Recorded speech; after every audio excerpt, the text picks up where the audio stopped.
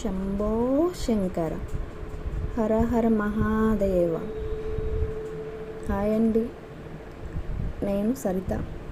తాళ్ళాయిపాలెం శైవక్షేత్రం వారి శివస్వామి వారి ఆధ్వర్యంలో కోటి మట్టి శివలింగార్చన జరుగుతున్న విషయం మన అందరికీ తెలిసినదే. ఈ శివార్చన ఈ ఒక్క సంవత్సరమే కాకుండా ప్రతి సంవత్సరము జరుగుతున్నది.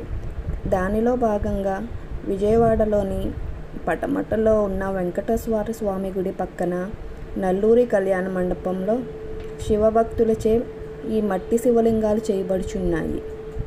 అందులో భాగంగా వనిత మట్టితో చేసిన శివలింగాలతో శివలింగ రూపము వాసుకి చుట్టుకొని విధంగాను మరియు శివతనయుడైన వినాయకుడిని చాలా అందంగా తయారు చేసింది. చూడటానికి చాలా అందంగా ఉన్నాయి. మీకు కూడా అందంగా ఉన్నాయి అనుకుంటున్నాను. Thank you Saritha.